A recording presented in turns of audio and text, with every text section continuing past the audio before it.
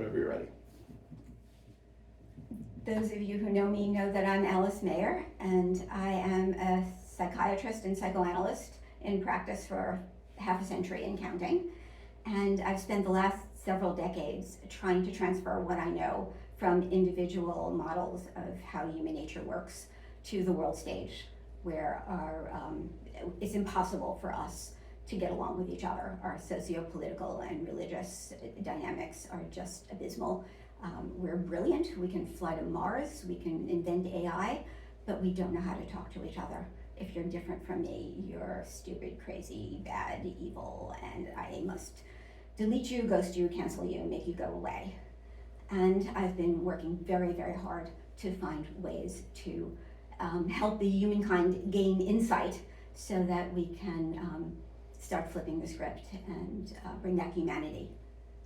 Robots are becoming human and humans are becoming robots, and we're going to lose our soul if we don't do that. I have ideas about how to do that, but I'm trying to gain traction. And with that goal in mind, I brought my partner in crime since the first grade. We met in Most Holy Redeemer at the age of 5-6 years old, and we have been BFFs for almost 70 years. 70 years. Yep. Yes. And so I'm used to bouncing my dilemmas off of her. So I brought her here today to do that. And this is Bernice Aracali. Hello. Well, as Alice said, we go back a very long way. We met, actually, I remember Alice in the first grade, but we weren't friends at that point. We didn't speak to each other, and I don't think I spoke to anybody that I can remember.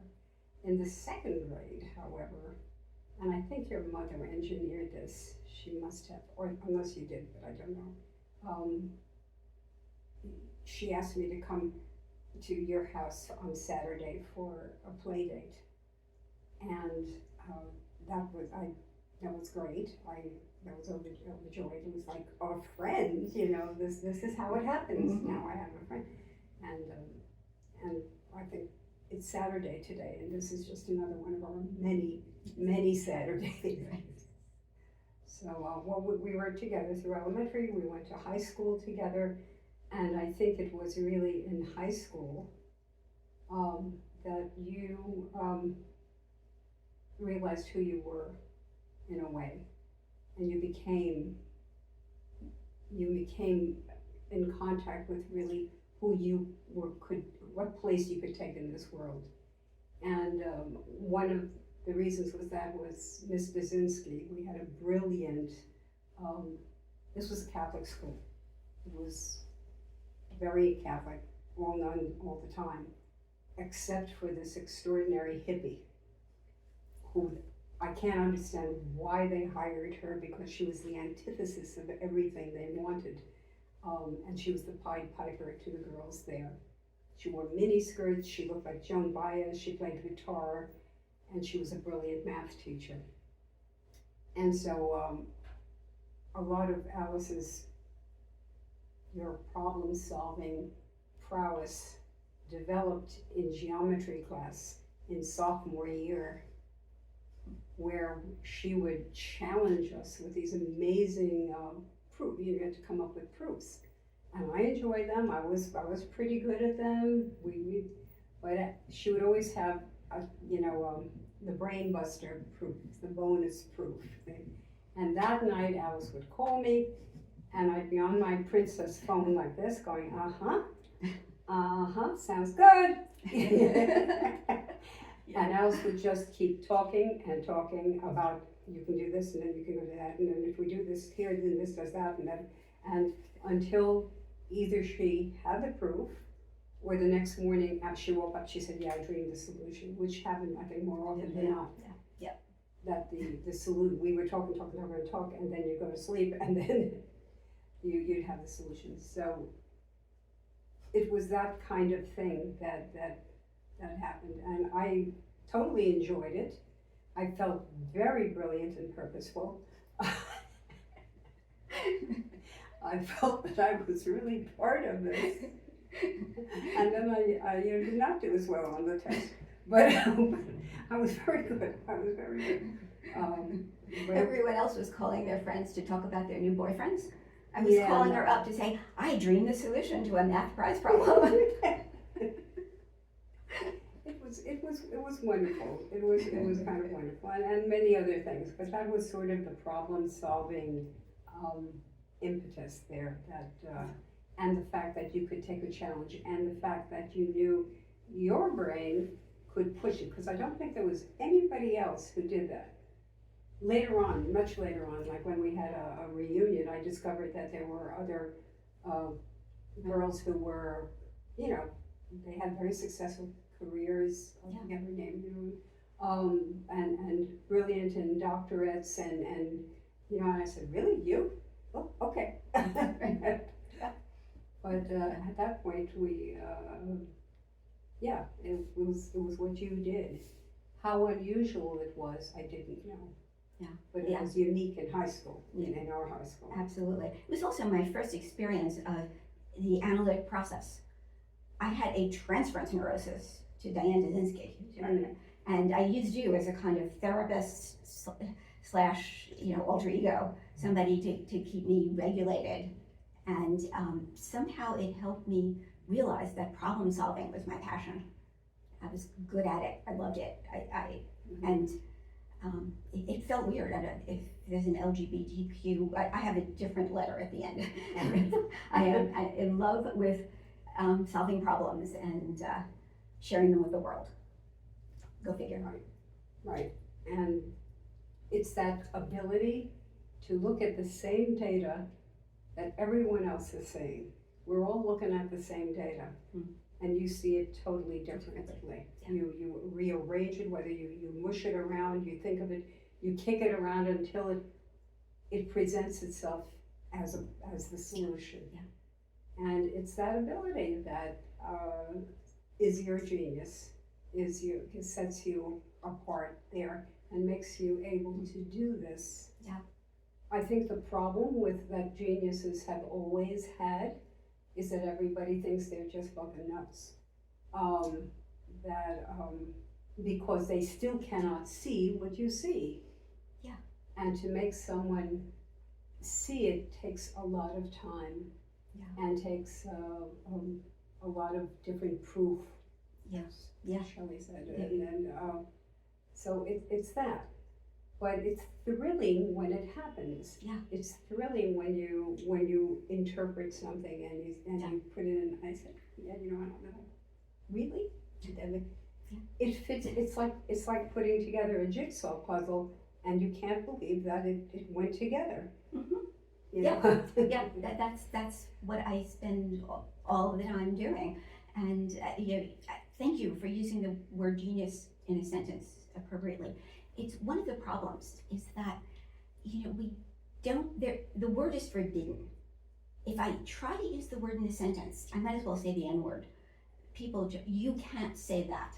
It's narcissistic, it's grandiosity, it's crazy, and so seeds can't grow. People who have that kind of way of seeing things in a new way, they're just not permitted to mature. It's there's something about the language itself that I want to detoxify the word over time. But for example, my new version of Ms. Dazinski's math prize problems is the fact that our religions are all over the place. They don't make a lot of sense. We need them. You know, we believe there's something vitally important in religion, but the way we relate to our gods now is not working. We're killing each other in the name of God. We think of it abstractly, concretely, we argue, you know, it doesn't make sense. And somehow, if something doesn't make sense in science and technology, people jump and solve the problem. Right. Let's fix it. You know, you fly to the moon, okay, we sort of got that. Let's figure out how to fly to Mars. Fix the problem. You need a cure for cancer. You know, let's figure out how to approach it. And we do that. We don't do that in the religious and political arenas. No. And with religion, you know, we said we met in Catholic school, as soon as, which was very important, and remains in a way, I don't know what it is to grow a ring without a Catholic education, without having that background there. But we both left the church not too long after that, you know, even though, you know, it was probably hard on our parents, but we retained, we left the church, but we didn't leave a lot of that, whatever it is they gave us, you know. I attended, when I was in college, I went to an anthropology class one time, and I remember one thing, and this is probably the only thing I remember from most of my college education. We were studying different cultures, and the professor said something like, if you see the same thing happening in many different cultures, like if you see two eyes and two eyes and two eyes and two eyes, your conclusion should be that two eyes are very important. They exist all over the place because they're very important. And I thought, yes, and that's the thing with religion. Yes. Wherever you look in the world, at whatever time, you see God, you see religion all over. So my conclusion is that it is very important. However, when the mess that is our organized religions becomes obvious to people like me, I think, I don't know, there's nobody like you, so not like you, but people like me, at some point early on in my life, I look at it and say, Catholicism is a mess, you know, just everything's a mess. They need to go. Mm-hmm. Maybe we have something to do, but all our religions are a mess, so to hell with them all. We just cut it off. That's not solving the problem, because religion is vital to the human condition. Yes. And whether I'm using the word religion right or not, but there's something there that is vital, that's ubiquitous, that everyone at all times has reached for and continues to reach for and will die for and will kill for. Yes. So it can't simply be imagine no religion. Mm-hmm. It has to be imagine a religion that where we don't kill each other, or, you know. Right now, I'm gonna call you up the way I did in high school and say, I got it. I We think should have I got phones it. here. Here's how I put the pieces together. Okay. Christianity, Judaism, and Freud fits together perfectly. Okay. I think what happened, and this addresses anti-Semitism in Gaza and the love-hate affair with the Jews and crucifixions and all of that. I think when the Jews emerged, they gave the world an entirely new way of looking. Mm-hmm. Monotheism, but if you look at the gifts of the Jews, I don't remember the details, but something about linear time and social justice and individuality, and they gave a perspective that shaped the consciousness of the world. Now, when an analyst does that with a patient, you give them an interpretation that forces them to look at something differently. Mm-hmm. You know what you get? You get a transference resistance. Transference resistance was, you said something that just disturbed me. So I'm either going to say, oh, you are so brilliant, that's the smartest thing I ever heard, Mm-hmm. and hope that you will take that and not notice that I'm not listening to what you're saying. Okay. Or I will say, how dare you say that about me? I am not coming back, I'm not gonna pay you, and I'm gonna give you terrible reviews. That's a transference resistance. It is part of the process that you have to work on in order to get the person to see the content of what you're saying. Mm-hmm. I think that's what happened with the Jews. So anti-Semitism is, they're bad, and at the same time, they run the world. They have the power, and then Jesus came along, and Jesus added, love your neighbor as yourself. stop counting your money and be kind to the poor people and the lepers. Same thing, simple idea. What did he get? INRI. Transference resistance. Transference resistance. Half the people called him God, and the other half said you have to divide. And I think we're still stuck there. I think our politics is stuck there because we still don't know how much of our money we should keep and how much we should give to the poor people and the lepers. We don't know how to relate to people who are different from us. The problems are still there, and we're just flooded with the emotions about how dare you say that.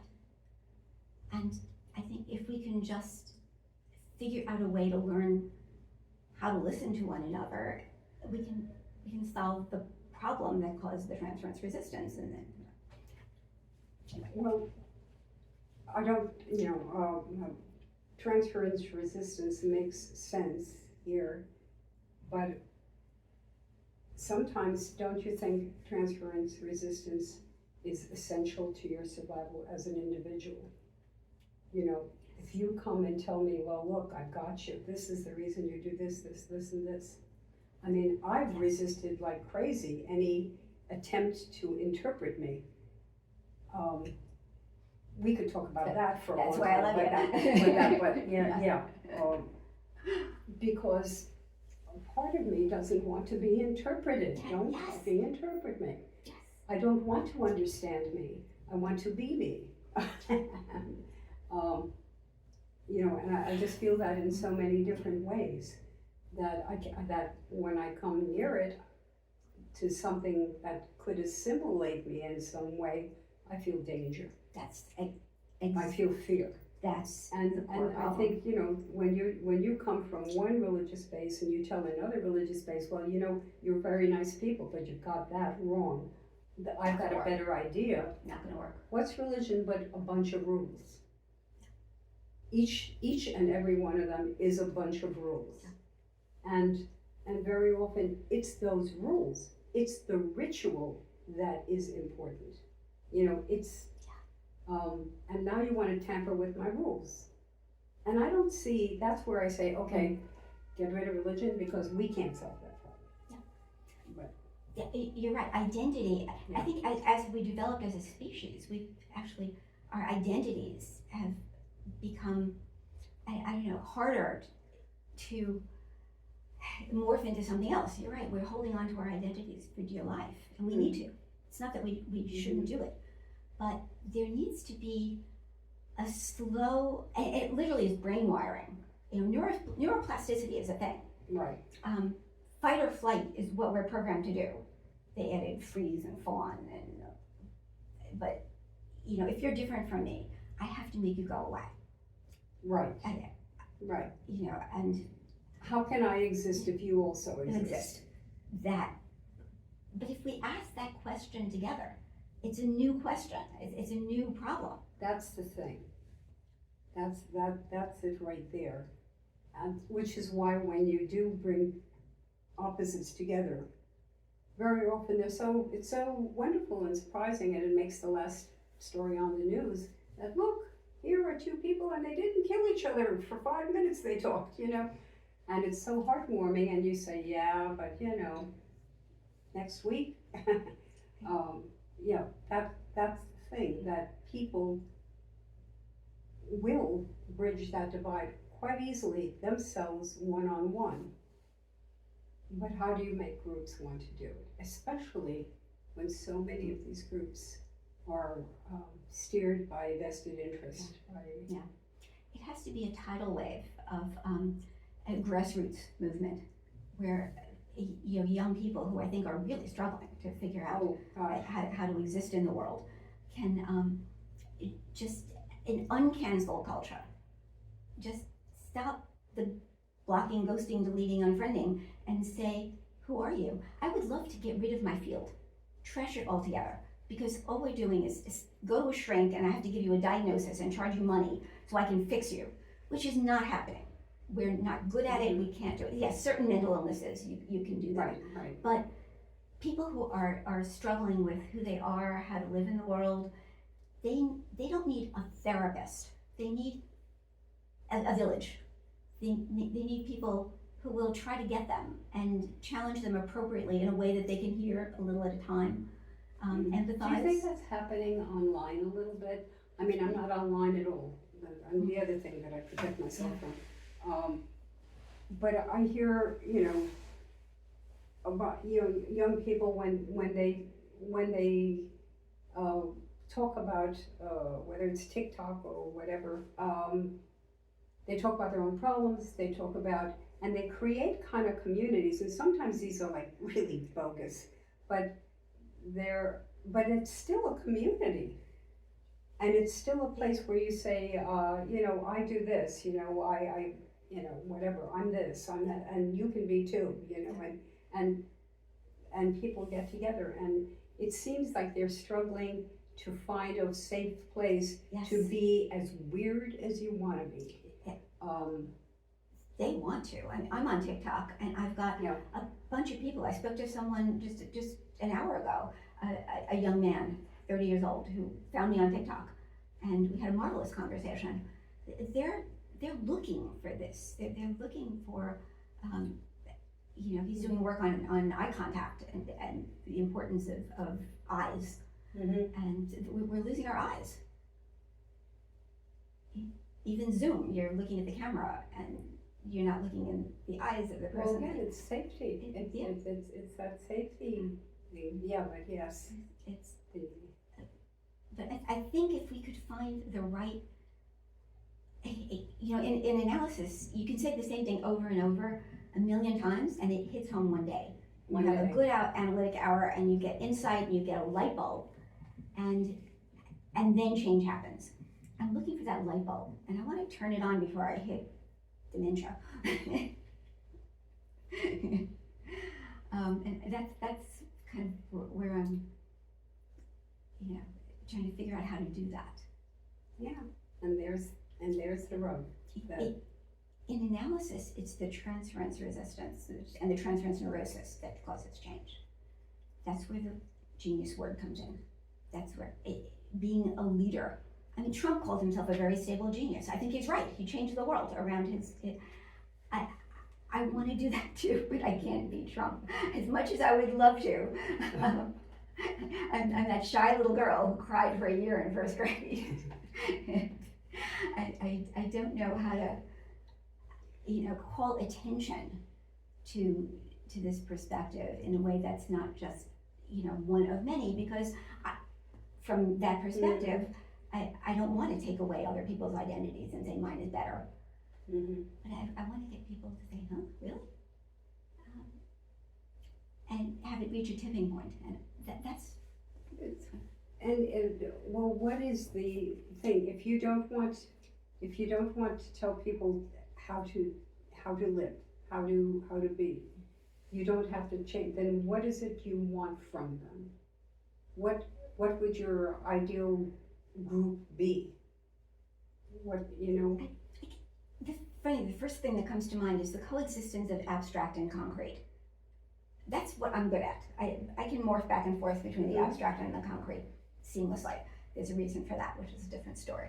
But, people who can go to church, go to shul, go to mosque, have their liturgy, have their rituals, and at the same time think, there's a bigger meaning to this. This symbolizes something. Right. It's real, and there's allegory, there's metaphor, there's symbol, there's something higher than this at the same time. It's not taking it away. Right. It's just adding to it. And I think most people can't do that. It's all either different roads to the same idea. If it means something, then it doesn't exist in reality. Or if it exists in reality, then the reality is all there is. Jesus is God, period. Or Jesus is a myth, and there's nothing in between. And I see that in between. It's real in an unreal way, and it's unreal in a real way, and that is not a problem for me, but it's a problem for everybody else. Yes, you're not allowed. Well, because I think we all come to it. Well, not all, but many of us come to our religion as the moment we're born. Yeah. were born into a religion. We were raised in a Catholic families with Catholic schools, some of us more so than others.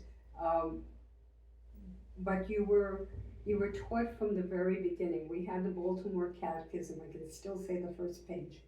And you learn it as a child learns. You learn it by heart. You learn it the way a child learns. Right. And then you're not a child one day and you start questioning and it all sounds pretty damn stupid. Mm-hmm. You know, you're saying, this is ridiculous. This can't be. I think I started losing my religion in second grade when Sister Norbertine tried to tell us, you know, that we shouldn't lie. And she said, don't tell a lie. Don't tell a lie, even if it would save the world. And I immediately thought, my mother. If I can save my mother by lying, I'm lying. You're wrong. You should lie to save people, you know? And I couldn't. And the other thing is, you eat meat on Friday, you're going to hell. And I thought, what? Yeah. You're wrong. I know that. I really knew they were wrong Yeah. because I knew God loved me. Yeah. And God would never make me go to Yeah. hell because I had bacon on a Friday. You know, so. Yeah, those things didn't bother me. I just was like, yeah, whatever. Well, yeah, I didn't think about it deeply Yeah, at the I time, didn't, but yeah. it kind of did. But that's when I started really questioning them, saying, Yeah. I love all of this stuff. I love what you got here, but that's bullshit. Right, You yeah. know? So, Yeah.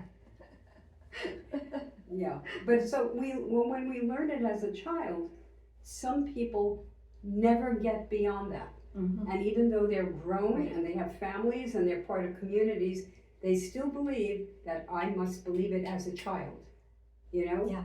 And that's what Jesus said. You know, you suffer the children to come unto me because theirs is the kingdom of heaven. And you have to believe it as a child, which means I abdicate all of my rational thought and I will believe it as a child. And he says this, and it's concrete, and it stays concrete. Yeah. And they don't admit to the more beautiful part of it, I think. Mm-hmm. Yeah. You know. Yeah. You know, there are literal thinkers and concrete and people who think more abstractly. Mm. And it's one of the things you assess when you do a mental status exam. You know, in the old days, we would ask people like, what's alike between an apple and an orange? And there are fruit people, there are round people, they're not alike because I like apples and I don't like oranges. And you know, you learn about how they think by asking questions like that, or asking them to interpret proverbs. Yeah, that's a good one. Yeah. I'll never forget one person in the emergency room. I said, what does it mean when you say people who live in glass houses shouldn't throw stones? And he said, it means you shouldn't masturbate in public.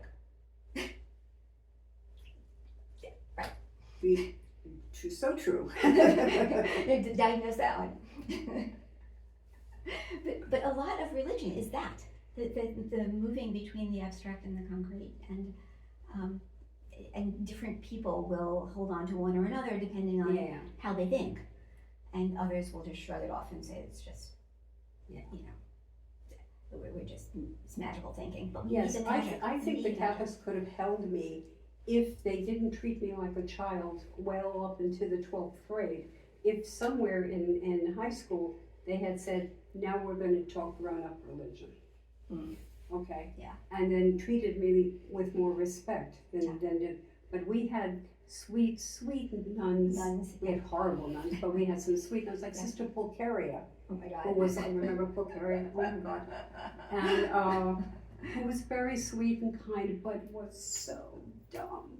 And, you know, and I'm sitting there saying, you know, geez, please, you know, if this is as good as it gets, I'm out. Right?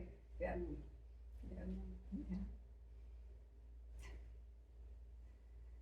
Yeah, we could just go through the list of nuns.